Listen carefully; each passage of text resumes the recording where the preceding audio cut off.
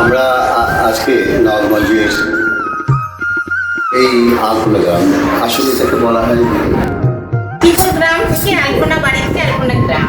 ইকুর গ্রামের আলপনা বাড়ি। এই আলপনা বাড়ির সত্ত্বাধিকারী এই আলপনার অঙ্ক, এই আলপনা, এই ধ্যান ধারণা চিন্তা, এই পরিস্ফুটন সব কিছুই যে দিদির হাত হয় সেই দিদি আমাদের সামনে আছে। দিদির নাম কি?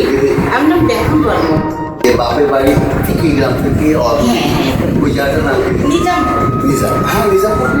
হ্যাঁ, নিজামপুর থেকে আসছি। নিজামপুর থেকে দাঁড়িয়ে হ্যাঁ, বা যাই হোক, মানে এখানে অনেক সুন্দর। আপনাদের এই এলাকাটা আস্তে আস্তে বন্ধ করে এত উঁচু নিচু আম বাগান, সবুজ ক্ষেত, সব কিছু মিলে পরিবেশ এত সুন্দর।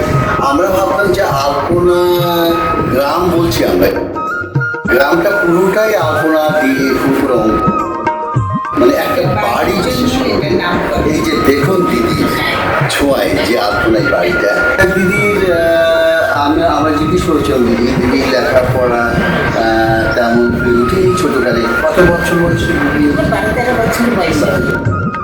দিদি তিনটা হ্যাঁ, 3টে মেয়ে আর ছেলে না। আমরা জামাইরা কি করে যায়?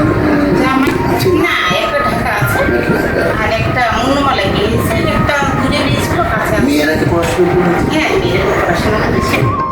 যে মননশীলতা কাজ করে বিভিন্ন গুরুজনদের সাথে মেলামেশার থেকে উনি যে আহরণ করেন, সেই অভিজ্ঞতা, সেই জ্ঞান থেকে তাকে উনাকে এতভাবে প্রজ্ঞাবান তৈরি করেছেন বা জ্ঞান প্রাতিষ্ঠানিক শিক্ষা দিয়ে হয় না, যেটা প্রাতিষ্ঠানিক শিক্ষা লাগে। এটা লাগে হলো পারিপার্শ্বিক শিক্ষা, মানুষের সাথে মেলামেশার শিক্ষা, নিজের ভেতরের শিক্ষা এবং তার তার তার যাই যদি আমরা ঢাকা থেকে এসেছিলাম আপনার এখানে, আপনার আঙ্গিনায় আমরা পা রেখেছি, আমরা মুগ্ধ হয়েছি।